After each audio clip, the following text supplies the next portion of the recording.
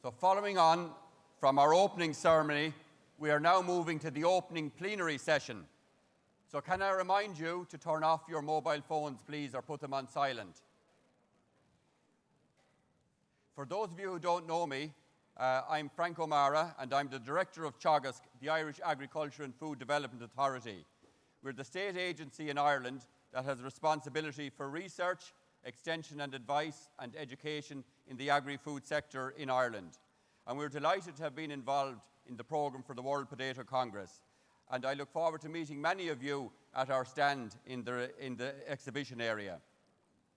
Teagasc has an active research programme in potato breeding and production. And in the area of potato breeding, apart from the development of the rooster variety, of which you heard so much about in the opening session, and many other varieties as well, I can add, that's just one of many, we have a very successful public-private partnership with Irish Potato Marketing. It's one of the longest partnerships we have that has extended since the mid-70s, and I'm sure there's a long time to go in that partnership yet. And several of our research scientists will be presenting here at the Congress over the next few days. So look, I think we have an excellent programme set out for the Congress. It's built around the key pillars of innovation and research, business, development, sustainability, and health and nutrition. And in the context of these pillars, the Congress will explore the synergies between business, science, and development. This opening plenary session is going to set the scene for the programme over the next few days. And we certainly live in very challenging times. We have just come out of 2 years of a pandemic. We currently have a war in Ukraine, which is already having a major impact on the global food system. And we have the wicked challenge of climate change. So to explore the role of the potato in this complex and changing world, it's a privilege to welcome Director General of the FAO, Director General Chu, who is our keynote speaker.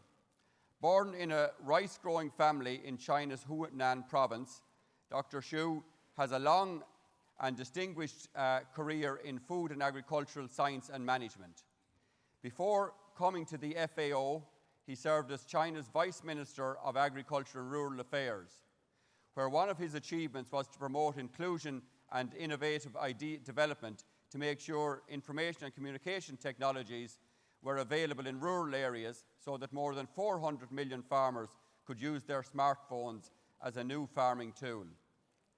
Dr. Chu became Director General of FAO in 2019, where he is supporting the delivery of the 2030 Agenda through his ambitious vision of the 4 betters: better production, better nutrition, better environment, and a better life. His vision is founded on the belief that freedom from hunger is a basic human right, and that in the 21st century, we have the capacity to eradicate chronic food insecurity. So I'm sure that, like me, you're looking forward to his presentation on the potato in a changing world. So, Dr. Chu.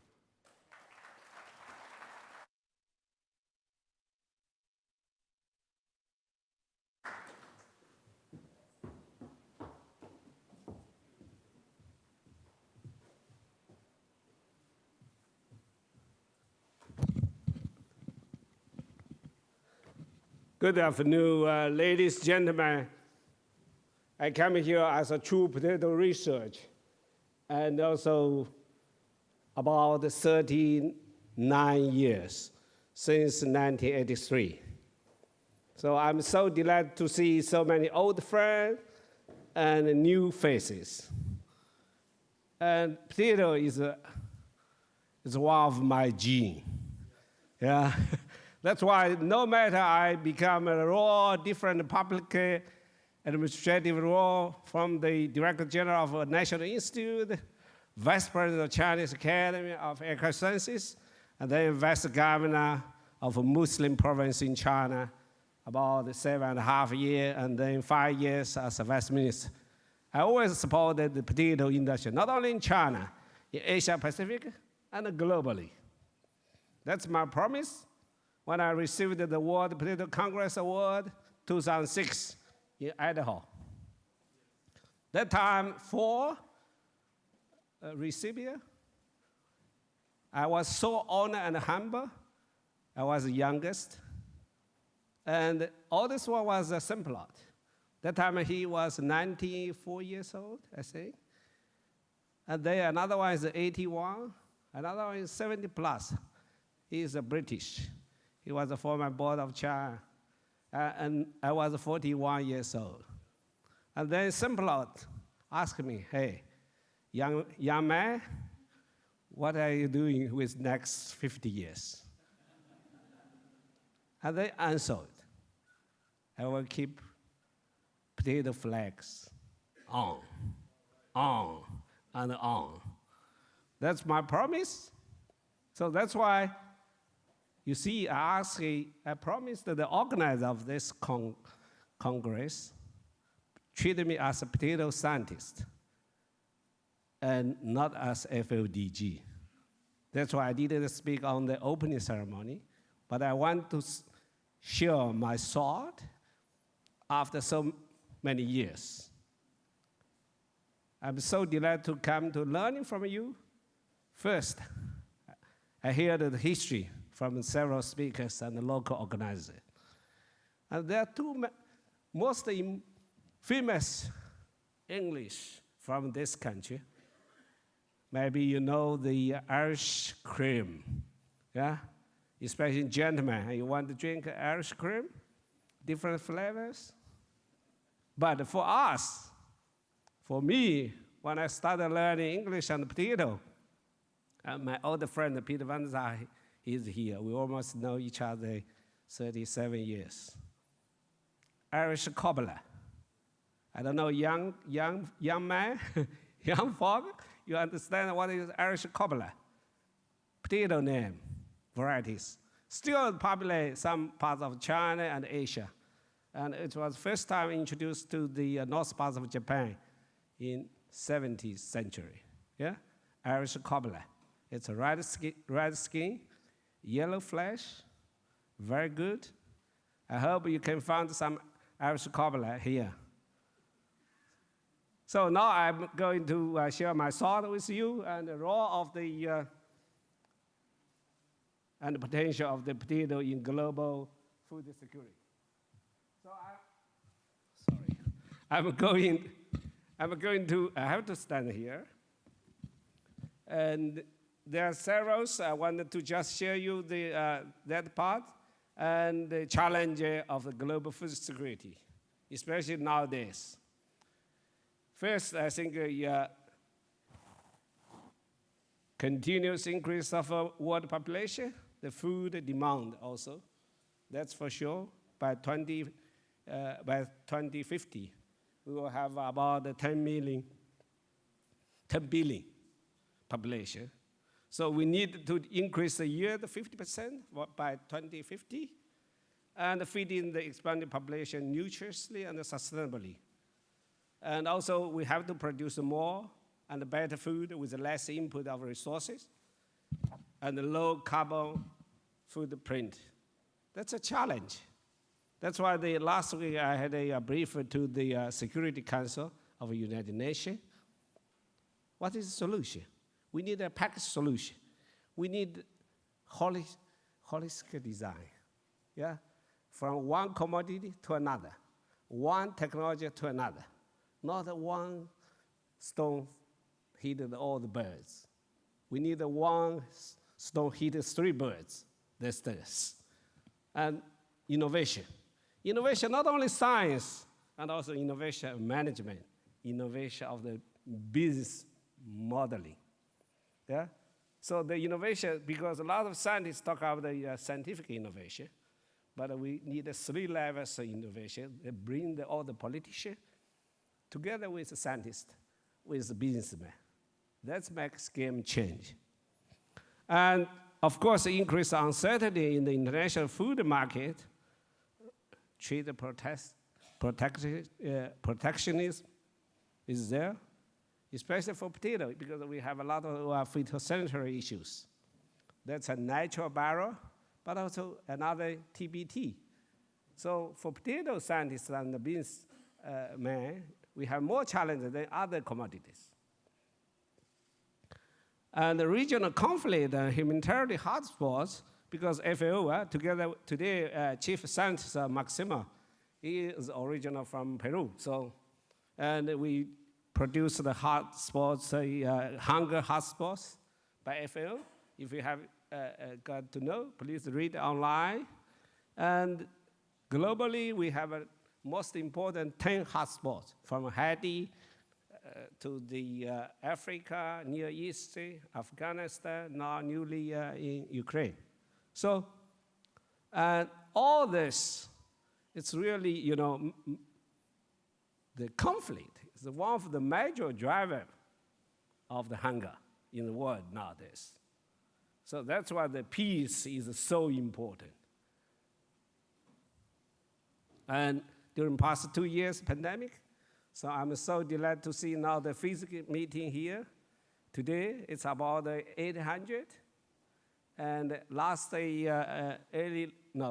second of the May, I had a largest physical meeting in Seoul. It's a World Forest Congress, 3,000 people. After 2 years, I faced 3,000. Before pandemic, I faced 10,000. Even for Chinese Political Congress, every year, Peter Van der was there, it's more than 2,000. Yeah? And due to the pandemic, also if without the pandemic, I think it should be, this is too small. Meeting room is too small. Yeah? So good luck. Next one, we hope manage it 2,000 easily. So pandemic, it's a warning to also in March 2020 and also April, FAO Food Price Index reached the highest, 160. Now it's a little slightly decreased, 158.2, but I don't know about the May. Maybe it's more or less like that. It's already historic high.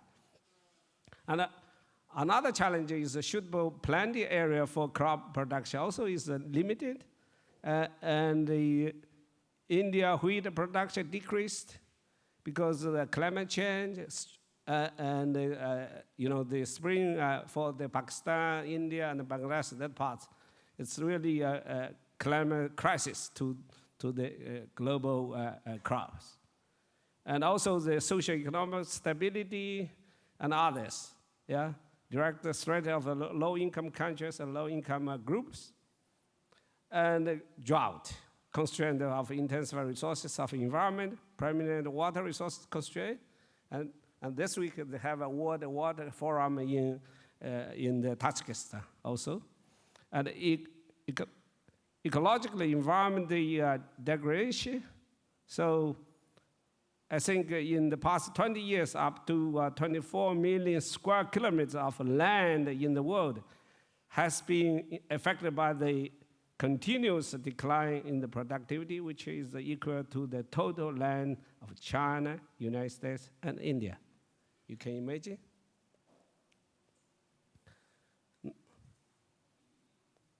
So, Sustainable Development Goals of 2030 Agenda is reversed during the past 3 years. That's a real challenge, a global challenge. A contribution from potato to the world. Potato, always historical role. It's clear, agricultural civilization in the Andes Mountains of South America. We really appreciate the historic contribution from Andes Mountains, Peru, Bolivia, Titicaca Lake. I was there 35 years ago. So, and also we still benefit that it's about 312 species of tuberosum. And the rice, only 2 species. So that's a huge potential for food security in the point of view of a genetic basis. We are talking about the biodiversity. What it means biodiversity? I say genetic resources is our real fundamental issues. So potato is the most genetically diversified crops in the world, especially staple food, rice, corn, wheat, They are very limited. So that's still, we have a lot of work to do. And then potato is a life-saving and staple food for the civilization to save the farming since Qing dynasty in China. Chinese population from 100 million to 400 million due to the two crops introduced from Latin America. Number one is corn, number two is potato. If depend on the rice and the millet, China never managed to become the largest population in the world. And here, just a lesson in the historical island. If they calculate all the island blood population, I think it's more than 20 million already in the North America. Yeah? So it's really a legacy for the human being. Potato played the decisive role. And then that's a famous potato figures. So all of you knows that the important food in the world and nutritious and also very low fat, low heat, and of energy and high edible fibers. And now the world population support the growing the global population. And 2020, the global potato output was almost 360 million tons. Potato is the third largest food crop, becoming one of the advantage crops in the global food security systems when the yield other cereal crops is close to the limit. So I always said that we only manage 12% of the potential yield of potato, and the rice, hybrid rice, reached almost 80%. So even without any breakthrough of technology, potato, we can easily double the yield with the current existing technology. So, and also the realistic contribution to the food, staple food. So I remember my 40 years career. First 20 years, improve the seed production and breeding materials. Third 10 years, promote from the vegetables to the snack food. And the last 10 years, I promoted from snack food to the staple food industry. Look at the history of the French fry. It was a homemade food. Only through the exhibition in Chicago, 1876, and started becoming industrialized snack food. And then after World War II, French fry became the staple food, industrialized and commercialized staple food. So, and now during past 10 years, now we are promoted from the snack food to the staple food by commercial scale, not by homemade. That's really the new stage of the transformation of agri-food system by commodities, especially by the potato. And you can see of course, there's the best FAO statistics. Potato production tended to concentrate in Asia, Africa, and Latin America, especially in the subtropical and tropical regions in the winter crop. That's a big potential for the 110 developing countries in the world from Asia, Latin America, and Africa. So I don't want to go too much details, and you can get the copy of my slide afterwards. And then potato production tends to concentrate in Asia, Africa, and Latin America. The total potato production in Asia, Africa, Latin America increased from 32 million tons in 60 years ago to 226 million tons in 2020. So annually, you can see that this is the increase, and this is the cross, almost 2010. This is the crossover. So you can see what is the big potential for the future. Look this. And Africa especially. So I appreciate they organized, they invited some friends from Africa especially, because Africa, I visited so many African countries. The imagination for you, for West country, you always talk about the Sub-Saharan, but that's only part of Africa. But the majority of Africa is full of potential produce rice and potato. You know, the subtropical region is a good combination, intercropping between the rice and the potato. In the wintertime, it's the ideal season for growing potato. And from the paddy rice field to the upland potato field, also it's good for soil sustainability. So, and then, of course, the role of the potato in the food industry also in Asia, Africa, and Latin America has been improved. You can see all the trade.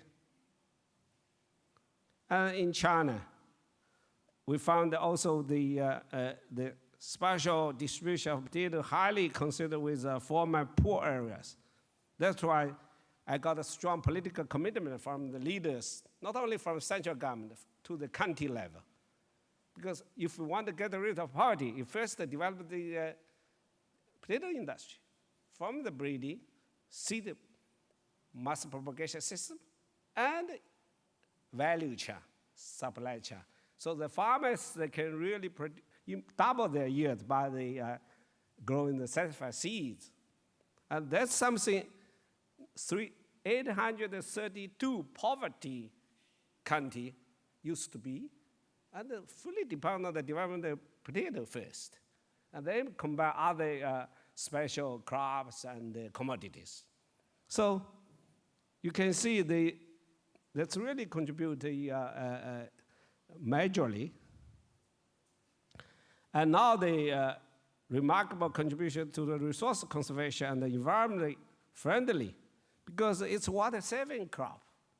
I have several scientific papers with my students, and the water saving about 1/3 of water consumption of wheat,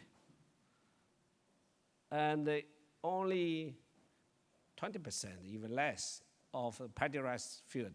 So I have friends from India and from Vietnam. I encourage all of them to grow more potato in the wintertime. Not only the cash crop for farmers, for smallholder farmers, and also for environment friendly, water saving agriculture, water efficiency agriculture.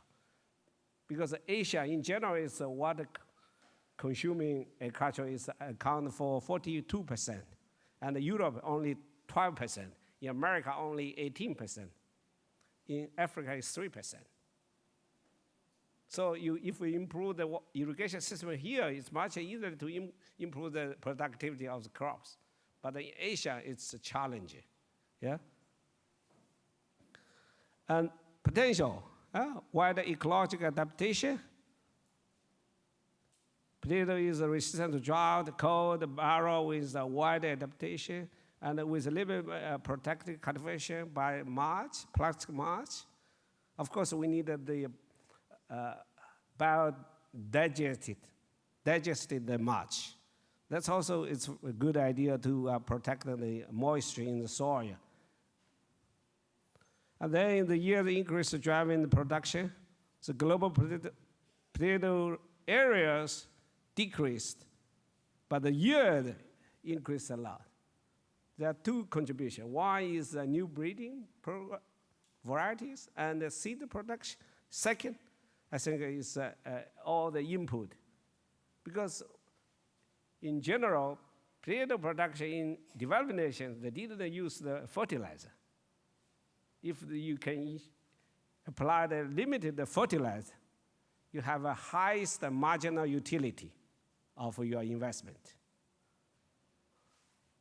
And the area of the basic, of course, we need the increased area of growing.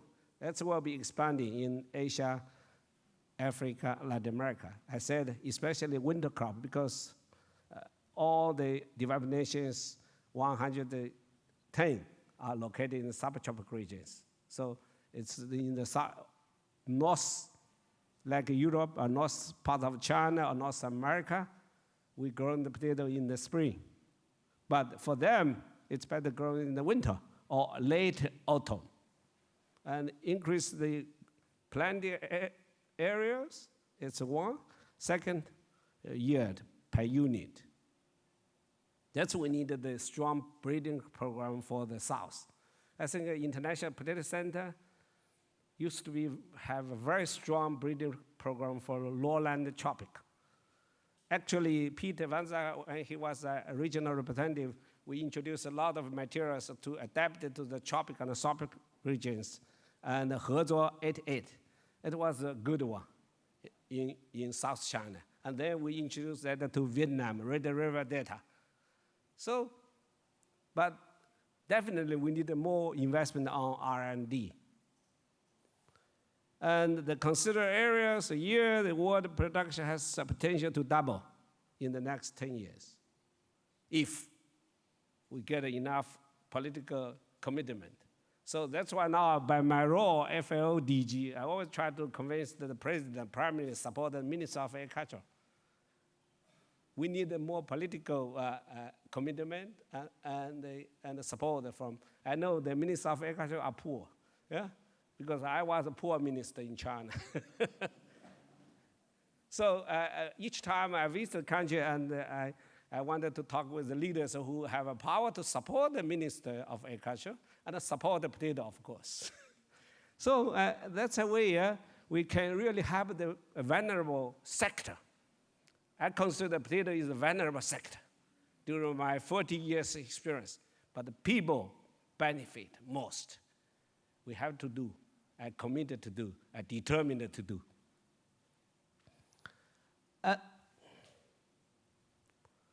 Strategy for promote potato development. First, I think improve the potato food supply capacity and establish agile, sustainable agro-food systems. Please change the way how to do business. Because a lot of scientists, extensionists, and the businessmen even, they always start with the research and the production and so on, and the supply chain. But I always try to change another round, create consumers. Consumers is the driving force. Without a new generation of consumers, you always depend on the fresh table potato, boil it, just like the former speaker said that you peeling your potato, making your fingers longer, couldn't help you to promote the industry. We need someone with a short finger, but with a computer control, the e-commerce. That's why I started changing the e-commerce in the mobile phone for you is a telecommunication, but in China, the farmers consider the mobile phone as a new tools, like a truck, like others 100 years ago. You want to change it from plow to the truck. Now, you have to change it from combine to the mobile phone. You can get the marketing information and start the C2C, C2B, and then based on the international standard or national standard or business enterprise standard, you can produce the qualified products for that. That is another way around to change the business model. And then build the efficient and sustainable agri-food systems and the partnerships. Potato is the longest value chain. If you design from the breeding to the end of the products, from the table, from the field to the table, from the, here they call the farm to fork. Yeah. So what is the potato we can play in the different parts?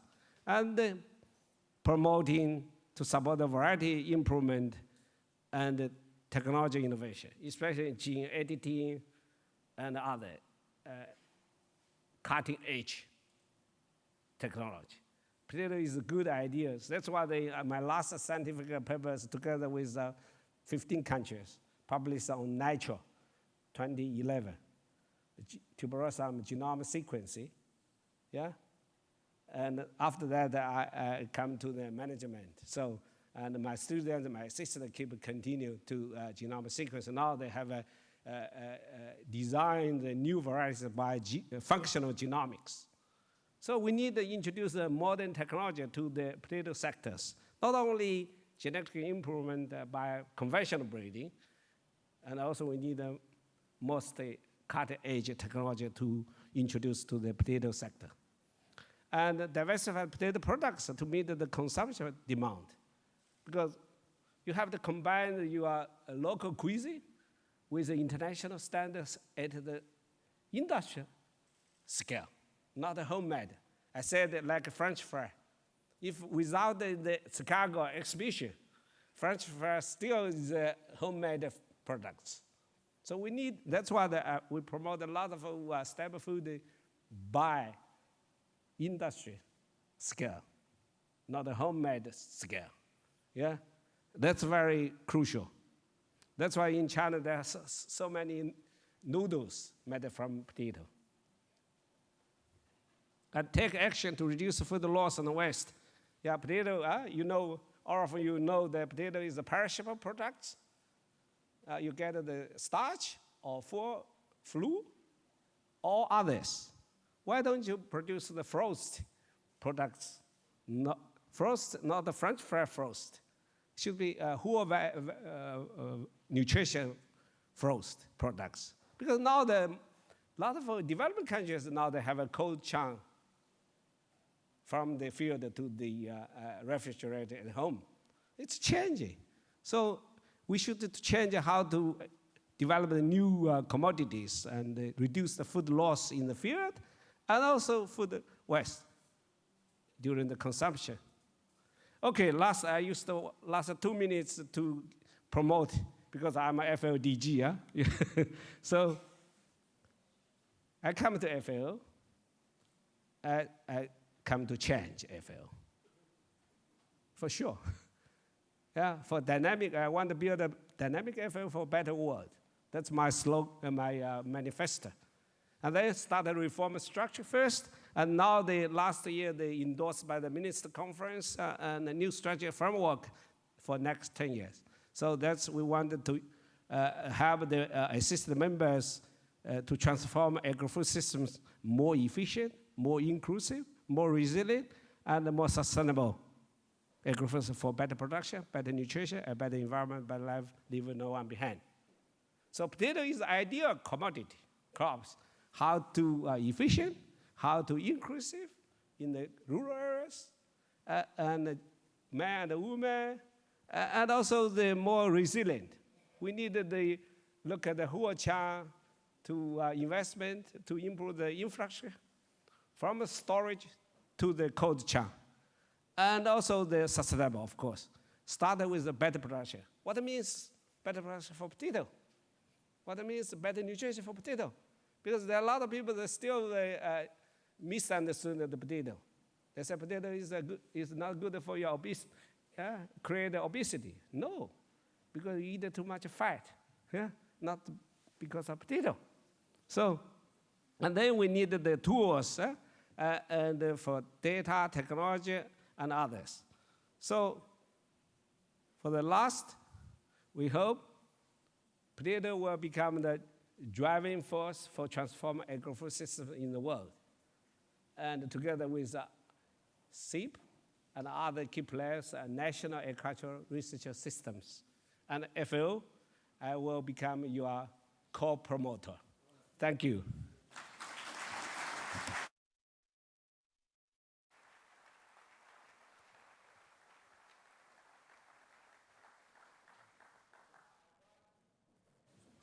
Yes?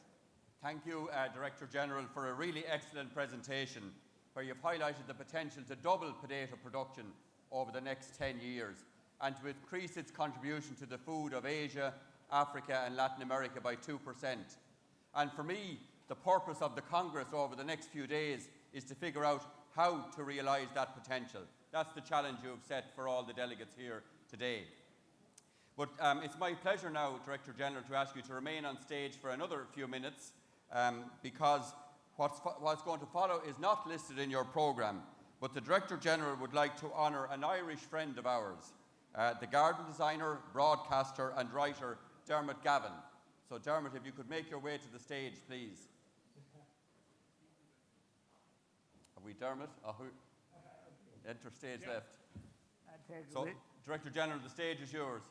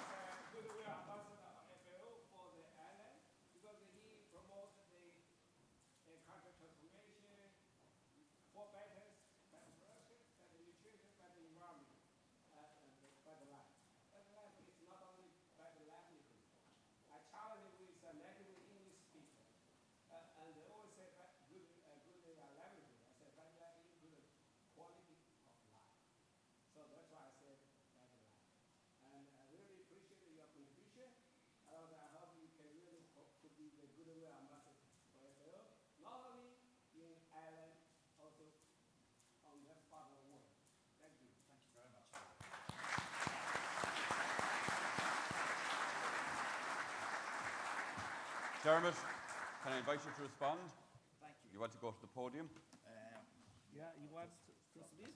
You can take. Thank you. Good afternoon, ladies and gents. I feel absolutely honoured and overjoyed to be made an ambassador. I was once given an honorary doctorate in the UK, but I had to dress up like Dumbledore for it. This one, I believe, comes with some Ferrero Rocher.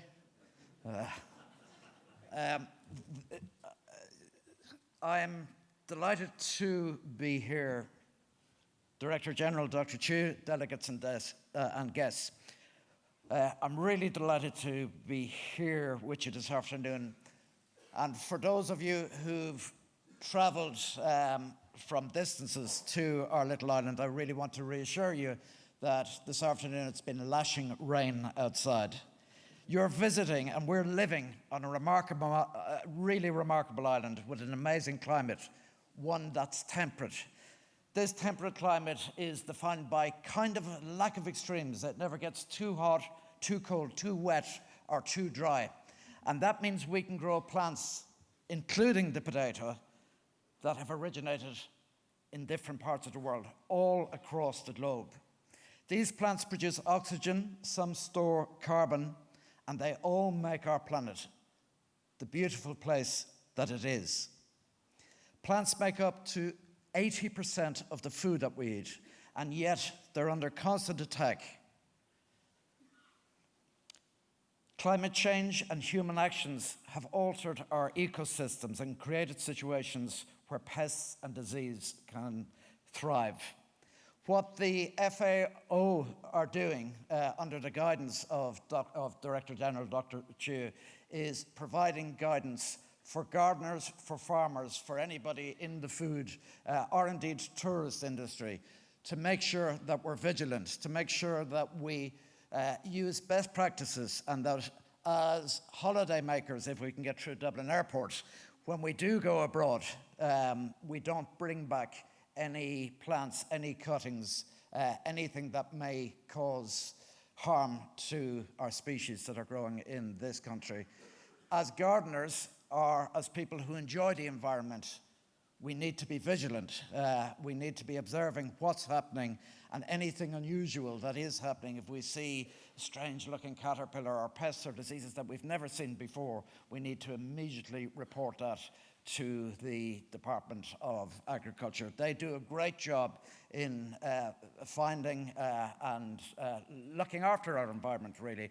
And we have the advantage of being a really small island that's separated from the rest of Europe, so protecting this island is hugely important. As ambassador, I look forward to spreading this message of minimizing the risk of spreading disease through trade, travel, and ensuring compliance with international plant health standards. I'd really like to thank the World Potato Congress organisers, Liam Glennon, and the Congress's local organising committee, and the Department of Agriculture, Food and the Marine for facilitating this moment. Thank you very much. Thank you.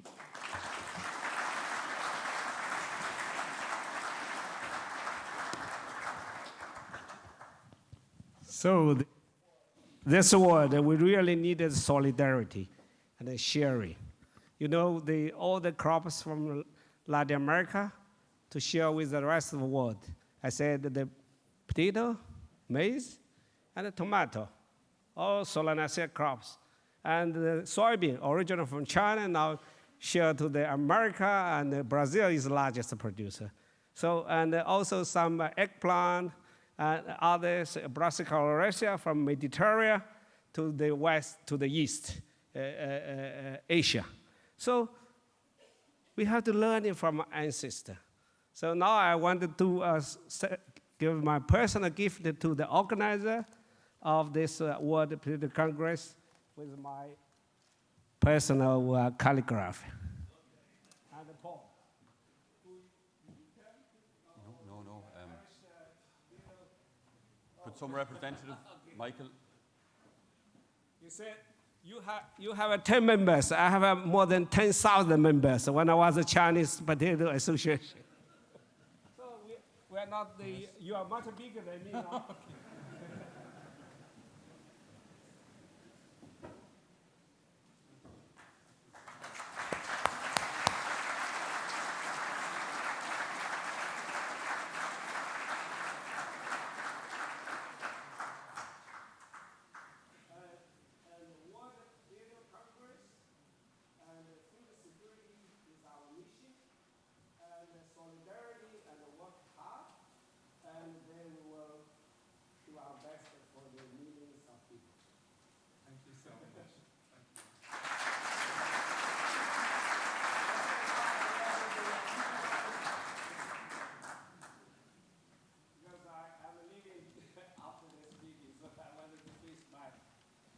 Personal gift to the organizer and to my old friend. You are one of the founder members for the world.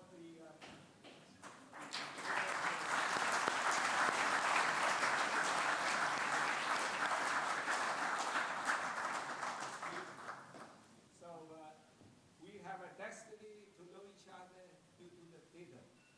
And now we are having nothing left, only with the glass to the people. Okay.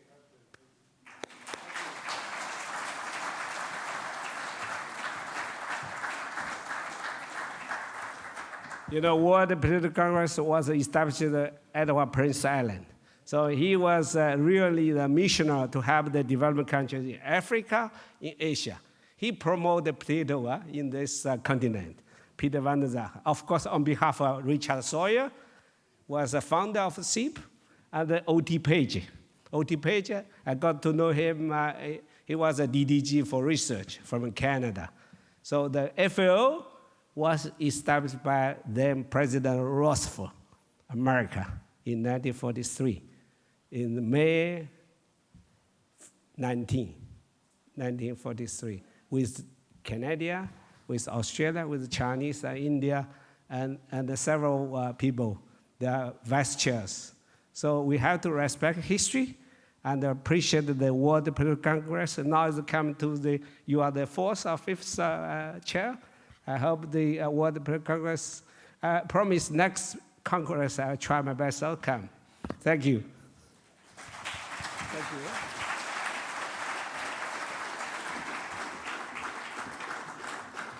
So, Director General Chu, thank you very much for your presentation, and I think for those very appropriate presentations that you have just made there.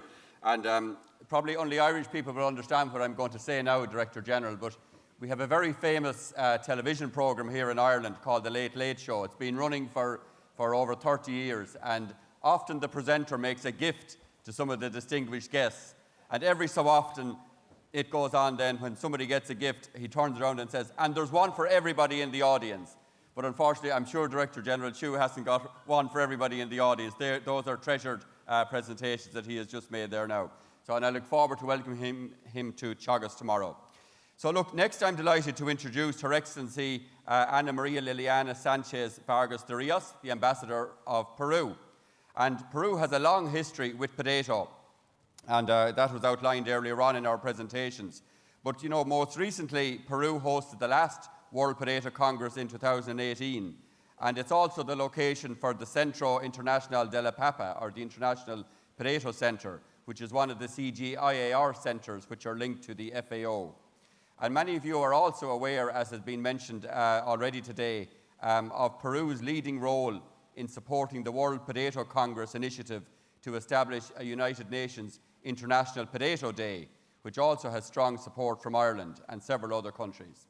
So therefore, given all that background, it's very fitting that we have an address now in response to Director General Chu from the Ambassador of Peru in this opening plenary session of the Congress, and I'd like to invite the Ambassador to come to the stage.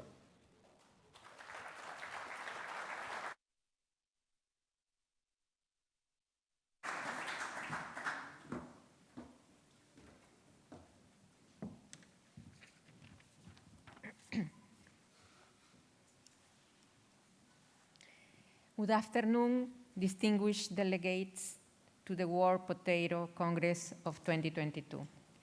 I would like to thank the Board of Directors for inviting me to say a few words here today about the importance of this event and the current efforts to establish an International Potato Day. I bring as well the greetings of the Minister of Agrarian Development and Irrigation of Peru, Javier Arce, who was unable to attend today. Potatoes are certainly one of the greatest treasures that Peru has to offer to the world. A product of global importance for food security, for its economic and social impact, and its cultural and historical implication. Potatoes are key staple crop to end hunger in the world, to alleviate poverty, provide decent work, and promote responsible consumption and production in line with the 2030 agenda. At the same time, potatoes embody the richness of biodiversity. As the top producers in Latin America, our farmers produce 5.7 million tons of potatoes per year, both hybrid and native, in more than 330,000 hectares, ranging up to 4,200 meters above sea level, where no other food crop can thrive. Thanks to the knowledge of our ancestors, from generation to generation, we have been able to conserve more than 3,000 varieties of potato. You will be able to see a sample of this biodiversity here and the stand of the Embassy of Peru. When Peru held the previous World Congress of the Potato in the city of Cusco in 2018, we stressed the important and interrelation between biodiversity, food security, and business. Our goal is to support and sustain the potato chain from pre-production, production, research, innovation, trade, added value, gastronomy, and consumption. Since 2005, Peru celebrates the National Potato Day today. We want to recognize the government of Ireland for presenting the proposal to establish May 30 as International Potato Day back in 2021. This initiative was quickly supported by Peru, and today I have the great honor of officially announcing that Peru will lead the group of countries that promote the establishment of International Potato Day, a responsibility that our country proudly assumes together with Ireland, Canada, Belgium, China, and Australia. The formal proposal will make its way for approval to the FAO Council in December 2022. It will then be submitted to the FAO conference in July 2023 for adoption. Finally, the 78th United Nations General Assembly will adopt the relevant resolution. An International Potato Day will allow us to carry out worldwide campaign to create awareness of the significant contribution of potato to food security and poverty alleviation. It will also provide a great setting for commercial promotion and trade, as well as opportunities for technological exchanges and innovation in favor of more resilient food systems. I wish to reiterate Peru's commitment to this endeavor with the support of all members of the coalition and in coordination with FAO Working Group to complete the process that will lead us to celebrate each year the International Potato Day on May 30. Thank you very much.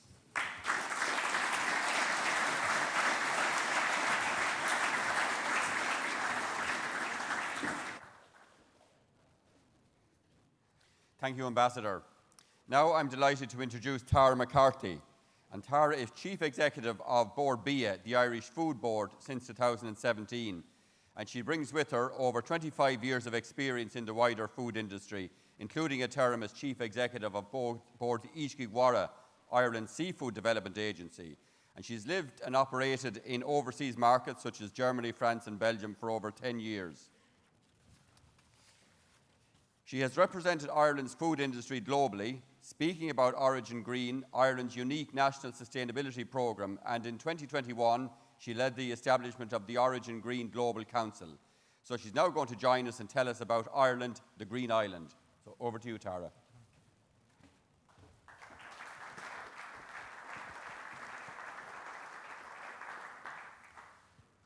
Thank you, Frank, Chairman. Distinguished guests, let me first of all say how delighted Board B is to be associated with supporting the World Potato Conference. I guess as a country that's quite synonymous with the potato, and that's been well versed in the course of today, it's really brilliant to see the potato in the spotlight. And this week, I think it's a place that it deserves, and as one of the most important crops that we have globally. So let me just talk for a second about the potato and Ireland. So when I look at the potato industry, it's an important sector. It contributes 25% to our global horticulture output, and in 2021 we produced 365,000 tonnes of potatoes that were valued at just over 116 million euro. And potatoes are the number one carbohydrate source in Ireland, where on average we're consuming around 85 kilos per head of population. And its reputation as a nutritious and sustainable food source resonates really strongly with the Irish consumer. But what I want to talk a little bit more about today is building, I guess, on that Green Island reputation that Ireland has. And it's one that's been built over many, many years. And I want to share with you, over the course of the next 20 minutes or so, why that reputation has evolved, the role Board BIA, the Irish Food Board, has, and what role we play in nurturing that reputation, and how we collaborate with industry to achieve that. And I guess fundamentally to that is how we collaborate to the new challenges that our world faces, most specifically sustainability, through our Origin Green initiative. So as most of you who are foreign delegates have realised, we're an island, we're situated on the northwest coast of Europe, and I guess the dominant influence on our climate is the Atlantic Ocean. That allows us a very temperate climate, as Diarmuid already eloquently told us, so we don't really suffer from extremes in either temperature or rainfall, etc. So we have rich, fertile soils, a mild climate, and lots of rain, so that makes us the perfect place for farming, and I guess we've taken advantage of that fact for many, many generations. And on the back of that geographical location and those natural advantages, we've been able to build, over many, many years, a vibrant food and drink and horticulture industry. And it's reached out across the world so that we've been able to build a reputation as a source of sustainable food, quality produce, and we've reached an export value just last year, a record value of 13.5 billion euro. And the agriculture and food industry, it plays a vital role for Ireland. It accounts for 8% of our gross national income. We export 90% of all of the food and beverages that we produce to 187 countries around the world. And our exports are wide and diverse, and it covers every sector from horticulture to dairy to meats to prepared foods to alcohol and seafood. And Bord Bia, the organisation I represent today, has been given the remit to work with and support the Irish food, drink and horticulture industry and to develop and grow these 187 markets around the world, but with a clear purpose. And our clear purpose is to bring Ireland's outstanding food, drink and horticulture industry to the world. And that enables the growth and the sustainability of our producers here at home. So we're a state agency. We work across and support all of the food sectors and all of the stages of growth that you'll experience within the food industry. Our 154 staff work with over 1,400 companies based here in Ireland, and they then have revenues of over, as I mentioned, exports of €13.5 billion across those 187 different markets. But what I want to share with you today is very much around our sustainability agenda. We've heard from many of our spokespersons here already this evening talking to us about the importance and the challenge that sustainability brings to us all. We've heard about the importance of collaboration across the supply chain. We've heard of the importance of innovation, science, driving all of that. But most importantly, we've just heard of the importance of starting with the consumer and building an insight behind that. And what I'd like to do is to share with you our Origin Green programme as a suggested case study of how we've navigated the challenges that we've just gone through. So, how did it start? Back in 2010, you may say a long time ago, you may say just 10 years ago. But just 10 years ago, our farmers and our food producers, they came together to develop a long-term plan for their future. And they were focused on what strategically could we grow and most importantly, could we sell over the longer term and well into the years ahead. And in that plan, which was Food Harvest 2020, the predecessor to Food Vision or Foodwise 2025 and Food Vision 2030, which our minister spoke about earlier, it called for the development of a nation brand for food, but they called it Food Brand Ireland. And when you mention the brand Food from Ireland, people already have an idea in their head and in their heart as to what that actually means for them. You've a notion with any country, and it can very often be a stereotype of what does a nation stand for. And sometimes you'd like to avoid some of the stereotypes, sometimes you want to embrace them, but challenge for a country is it doesn't have the luxury like a new product has of defining its own brand. So when you're setting out to create a nation's food brand, you have two challenges. You first of all, the challenge of unraveling all of the preconceived stereotypes that a country may have of what that brand means for a different individual. And secondly, you have to develop what an authentic, genuine brand is based on the reality and the actual experience. And we discovered a lot of insight as we tried to traverse this journey. We started with the consumer, as our DG Dr. Chu just suggested we should have. We knew that we were reputed for high quality ingredients. But the challenge when we spoke to the consumer was we didn't have a renowned cuisine from Ireland. But we asked consumers and they told us if you did have a cuisine, the closest one, and this is the voice of the consumer, the closest one to yours is Japanese sushi. Why? We asked. Because your food is so natural, so untainted, so simple, so pure, you could eat it raw. Therein lay the key consumer insight for us. But there was also a perception that matched as well on the emerging future health and wellness trend, because consumers were telling us they wanted fresh, simple food for a future that was wrapped up into that green image. You're green and natural, they told us. You have compellingly natural ingredients and primary foods versus a reputation for cuisine. So that was an insight, but how could that fit with what the world of business needed? So again, we went for insight and we spoke to business customers, and that insight told us that their single biggest business imperative a decade ago that they recognized would exist then and would continue long into the future would be sustainability. They were under a perfect storm of factors that were escalating their green agenda, and it was becoming a priority position for them, and they knew that they were going to have a huge reliance on their suppliers to help them navigate that at that time and long into the future. And their consumers, as they told us, were beginning to want to know more. And they would want even more data as time went on, so it was on the cusp of going upwards as a strategic issue. So we could see where Food Brand Ireland might take us. Fundamentally, we had to square the circle between a green image and the reality of our green behaviours.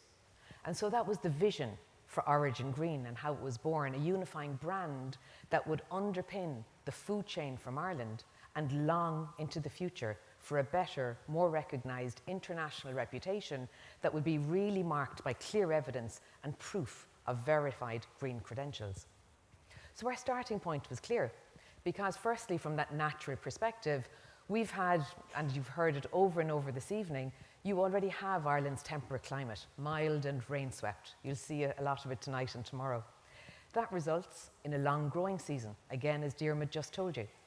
That means that you have freely available water, natural climatic conditions that are ideal for growing horticulture, tillage crops, and rearing livestock. Historically, a lack of heavy industry in Ireland meant that our soil health is strong because you've no industrial trace elements, and clean air filtered by the Atlantic Gulf Stream that I spoke about on our location. Secondly, when you think of the cultural and the investment advantages too, culturally, Ireland had a value in intergeneration of farming, that traditional family practices. So that was handed down from parent to child, embracing the management and technology where they needed to. That common production system across the different enterprises by sector allowed for the development of almost a one-size-fits size of sustainability credentials. And that quality system and that auditing system that we already had from our different beef systems and dairy systems, that meant that we already had a structured framework that was available for us to use, an extension of our quality into a sustainability measure. And so the genesis of our Origin Green brand was born, and that led to a customer-driven, with a natural, cultural and investment foundations. All of this was in place for us already. But clearly, it sounds simple now, but a huge amount of effort had to go into that, of cooperation, of coordination, organisations like Teagasc, the Department of Agriculture, every part of the society in Ireland, more or less, had to get behind this concept because it had the potential to credibly put Ireland on the stage as a leading sustainable food and drink producer for the world. And in 2010, with no blueprint on how to do this, no one to copy on how to do this, we created a new process. And we've then created Origin Green with founding members from industry, with Michael here as part of that. And we agreed that there were 4 things that we would need to do to be a credible leader in this space. First of all, every farm and food manufacturing business would need to sign up to the sustainability agenda, a brave commitment given that we were just starting in 2010. We'd need to measure what matters with a ruthless focus on the areas that would have the most impact. We'd have to look towards accreditation. Independent verification would be absolutely crucial from a credibility perspective. We wanted to be seen as serious players on the international market, not just here in Ireland. And our performance would need to be based on science and innovation and best practice. So to achieve these 4 factors, our food and drink industry knew, and Bord Bia knew from the beginning, we couldn't do Origin Green on our own. We would need, over the longer term, to collaborate deeply with a host of national and international organisations and stakeholders. And in many ways, deep and broad collaboration would speak into the future of that pre-competitive nature of sustainable food production and the constraints and resources that we knew were ahead, but that was going to accelerate and intensify as we did that. And the development and the evolution of Origin Green is really, its focus is to drive and to monitor positive change across Ireland's food and drink industry so that we can continue to build and protect our global reputation for food sustainability. So at a farm level, improving sustainability performance under Origin Green is undertaken through the Board BS Sustainable Assurance Scheme, developed through multi-stakeholder collaboration processes with government, with agricultural research bodies such as Teagasc, who will have a leading role in this, with industry and with farmers. And to date, schemes have been developed for horticulture, as well as for beef, for lamb, for dairy and for eggs. And under the scheme, audits are conducted by independent auditors on every scheme member's farms every 18 months. And what we're looking for is a comprehensive feedback report, and that's produced then so that we can share that back to the farmer so he can realise his own specific performance. And those scheme criteria will include greenhouse gases, biodiversity, traceability, water, consumption, energy efficiency, and soil management, and that's just a few of the highlights of those reports. But importantly, that feedback report allows our growers and our farmers to make informed decisions on improving the sustainability of their farms and also improving their efficiency and, most importantly, their farm viability. At a manufacturing level, the focus of Origin Green is on the development of a sustainability plan with clear, measurable and time-bound targets. And that's in accordance to our own charter that we've created. And as part of the process, each participating Origin Green member will commit to developing a multi-annual sustainability plan for their business. And that plan will outline robust and measurable targets that are relevant to the business in 3 key areas.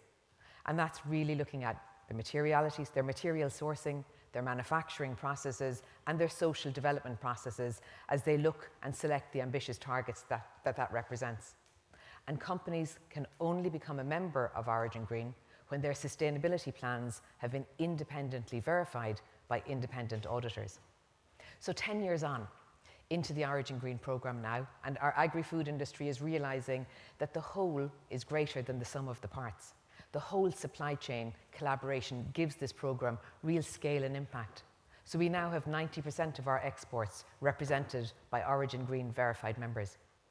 And we can see from this figure that Origin Green provides a competitive advantage then for businesses and provides a framework to measure and report upon the sustainability performance of each of those individual companies. And critically, Origin Green makes sustainable sourcing simple for international trade buyers.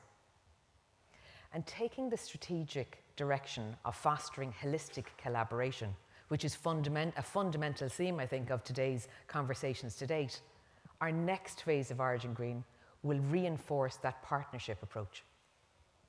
So our vision is a thriving agri-food sector that is responsive to the future needs of people and, so importantly, our planet. And our purpose is to power and prove the sustainability of Ireland's food and drink sector. You can see the ambitions that we have of net zero, of providing responsible choices, of looking to champion better health and nutrition, and not just sustainability, but the sustainable nutrition as it moves to centre stage. And Irish food and drink exports have grown since 2010, enabled by insight-led innovation, new sustainability standards by the industry, some of which has been facilitated by Origin Green, but that's all communicated in a really impactful and resonating way with international audiences and fundamentally in partnership with our industry and our stakeholders and scientific advisors.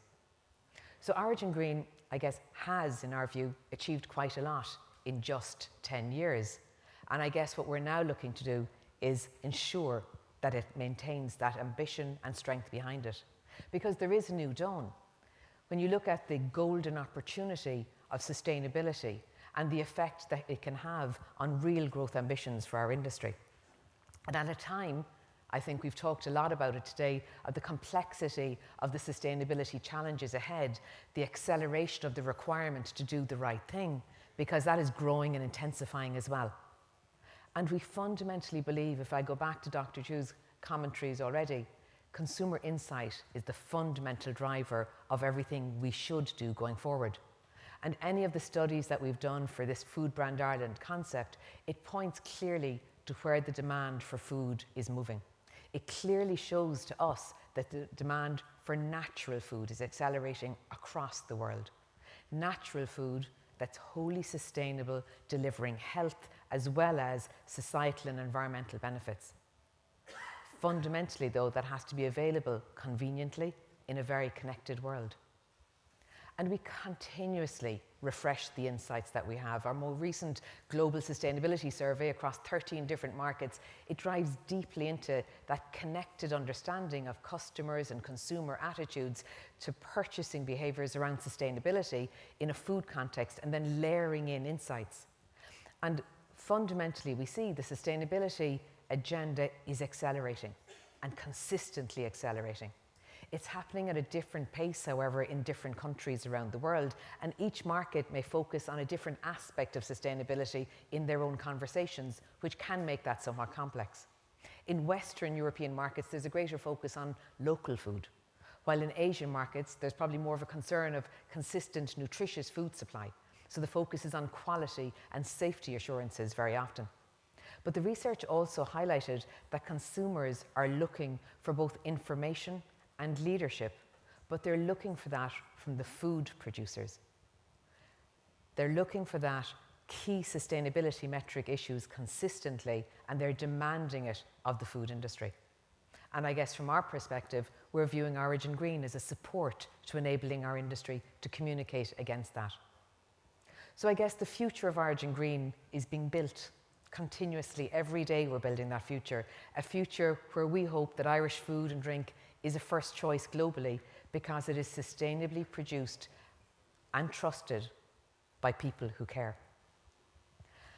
And those people are supported by Origin Green in bringing Ireland's outstanding food, drink and horticulture produce to the world, enabling, as I started at the beginning, the growth and the sustainability of Ireland's producers long into the future.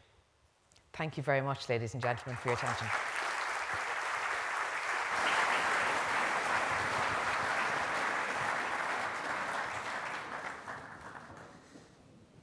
Thank you very much, Tara, for that really excellent presentation where you went through a lot of concepts, but what stood out for me was the way we have put consumers at the heart of the system, and also the strong and unwavering demand for sustainability, for natural, for untainted, for healthy food. And I think they are very much the themes of the Congress here and the pillars on which this Congress is designed around. So I think you can all see why we're so proud here in Ireland of our food system, and Board B have done fantastic work over the decade in terms of developing the Origin Green system. So listen, that brings us to our last speaker for this afternoon, and that's Tomasz Bijanowski. And I'm delighted to introduce Thomas, who's from the Polish Potato Federation, of which he was co-founder and president. He's a specialist in the field of plant production, in particular breeding and seed production of cereals and potatoes. And since 2000, he is the president and owner of CN Nedzika, one of the largest seed and breeding enterprises in Poland, and he also runs a specialised commercial seed farm. So look, we're all aware of the huge disruption to agriculture in Ukraine because of the geopolitical situation and the war in that country. And I'm sure our Ukrainian colleagues, who we're delighted to welcome here to this Congress, will be very interested to hear what Thomas is going to talk about, which is Poland as a coordinator in the reconstruction of the Ukrainian potato industry. So, Thomas, if you can come to the stage, please.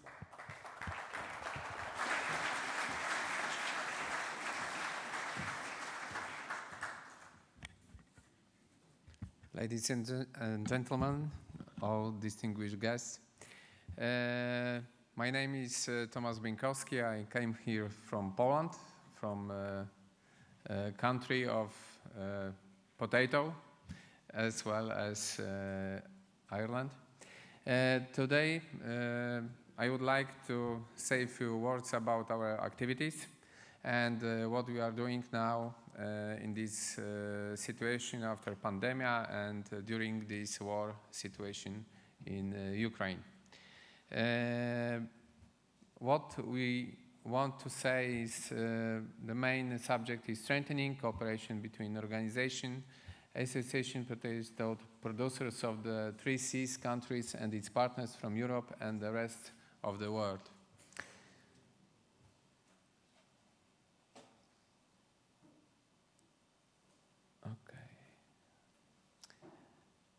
Last year, on Potato Poland event in August, we signed an agreement between Ukrainian Association of Potato Growers and Polish Investment and Trade Agency, which gave us possibility to put Polish potato and European potato more flexible with transport and logistics to Ukraine. We didn't know then that the situation will be like today. Yeah, for us it was a very big project because we invited Ukraine to 3C project as a partner.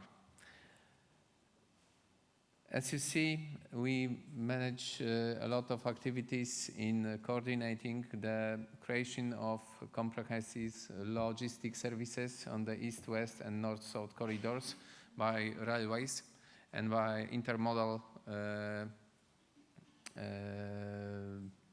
stations for containers reloading. Now we see at this situation that it is a very important thing because Ukraine have a lot of products, but they cannot bring them out of country. So these corridors now are very good because all of food products from Ukraine can go to Polish or other one ports in different directions. What we are doing is helping now forwarding by railways, by trucks, by shipment, by sea and port forwarding, custom agencies and all terminal services, because it is not so simple if you don't know everything, and the situation is very changing, very dynamic. You cannot know everything in one hand. Yeah, so we knew all of these things preparing this 3C project. So we have all in one hand. So we are some kind of hub which want to help in aid for Ukraine. At the next Potato Poland event, which take place in Zamarte in August this year, we want to have a delegation from Ukraine as a honorary partner, and we want to organize a meeting between all partners from abroad with Ukraine side on the Polish land. Yeah, we want to help to make not only aid but make connections in rebuilding Ukraine market in the future. It is very important not only for us, for Europe, but it's the most important for Ukrainian people. What we can do from our side in Poland, we introduced to government a program of more traceability and more transparent food chain control. It's a project of passportization. First of product which we gave to the program was, of course, potato, because we are Potato Federation. But also we gave the pork market and beef market. So we expect that the Polish products will be more transparent and more safe food for partners from abroad for export. These all things are connected with the IT program. So we want to give the partners from to the consumer exactly all information from field to table. We want to make it by application that with simple smartphone you can check what you buy, what you eat, what is growth on the field, and what is used to production. Is it bioproduction, sustainable, or traditional? Yeah. So it's a very big step in Polish, but also in European market, I think. We also think that we will need a support from different countries. It is great to hear history of Ireland, that you have this Green Deal happened now. Yeah, in Poland we are trying to do the same. We have a lot of traditional farmers, small farms, and I think that it will be good to make this project done. What now? We are also preparing potato market. It's market, some kind of trading platform. We want to make possibility to trade potatoes like grains, to be more transparent prices for producers, and take it comprehensive and compatible with RUSIP, because the RUSIP is functioning in Europe, but not many people are using it. Yeah, RUSIP is, but RUSIP is not used so much as we wish to. So after that, this potato market, this platform, can be used for also to the preparing aid to Ukraine.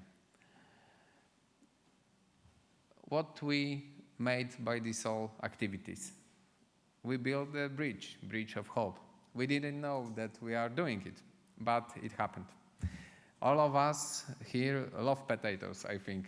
Yeah, so we think that we are here and we can open hearts for Ukrainian people and bring this hope with our potatoes. Especially we would like to thank FEDEPOM from France, STED company, Foundation of Region Development from Poland, which is organizing the transport, the logistics, and we as a Polish Potato Federation, we are a hub, a connection, so we are inviting all of you which would like to help to Ukrainian side to contact us to organize the shipments. What we can do now, as you see, we don't get only potatoes from Poland. We took potatoes from all over the Europe and make a hub in Przemyśl, near the Ukrainian border. And then we are organizing transport even to Kharkov or Donetsk, Mariupol. Now there is a very difficult situation. Transport cannot go everywhere because of war situation, but we are still working, and for now we are we have sent 1,000 tons of seeds and were potatoes. Here are the letters of needs of cities and villages in Ukraine. They are writing to us for help, and then we are organizing the transport. Here are, for example, transport which comes from Netherlands. Here are transport from France, yes. And this is the location in Ukraine where they come. So everyone can check where his product go to.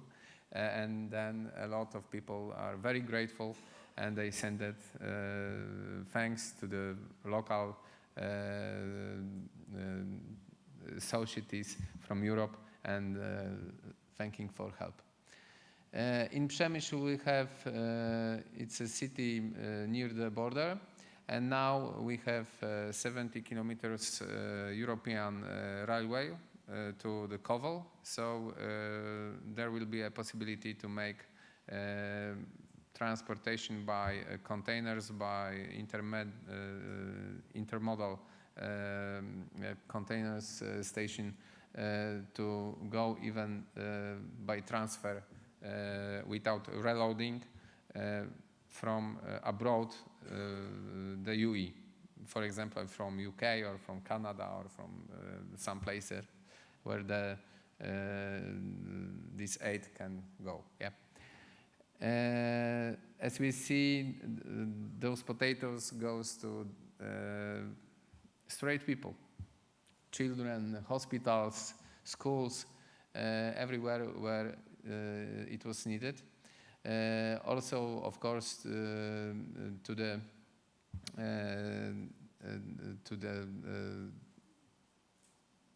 consumers as to the farmers, because farmers didn't have seed potatoes.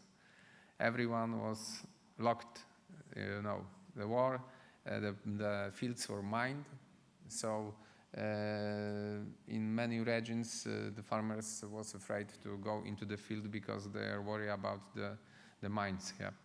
So the situation is very difficult, as we know.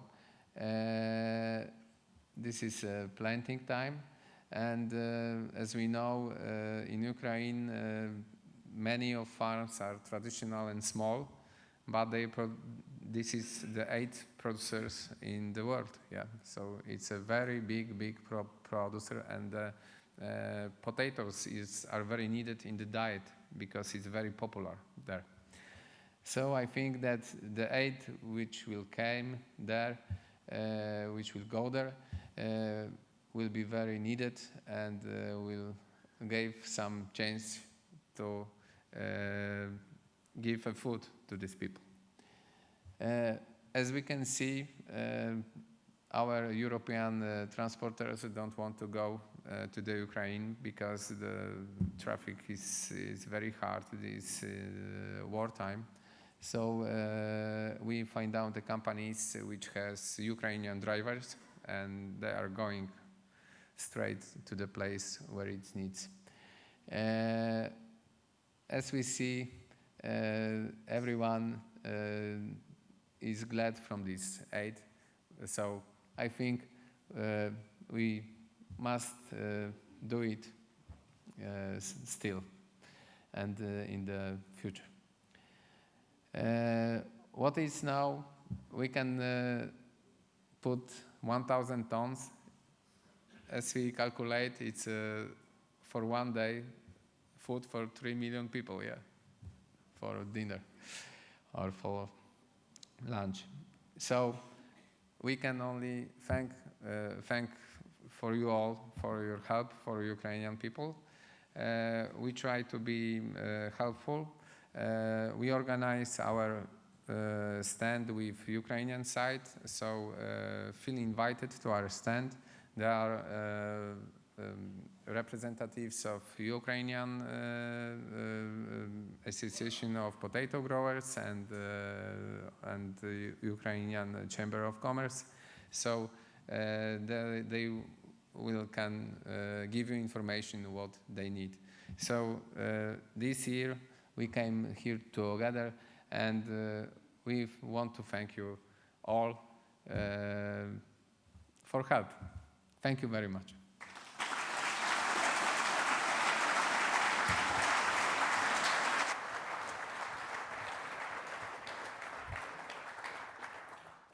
Thank you very much, Tomas. So that brings us to the end of a very interesting and informative session.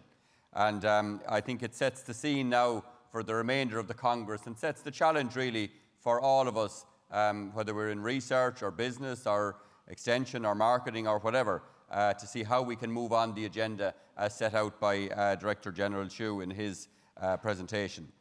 So you'll be glad to hear we're finished with the business now for today, and we will now move to the welcome reception out in the exhibition hall, which is kindly supported by Sam Denigan and company. And tomorrow, the last thing is just to remind you to be back here in your seats at 9 o'clock when the business of the Congress will recommence. So enjoy the welcome reception. Thanks to Sam Denigan, and hopefully you will enjoy your evening now. Thank you very much.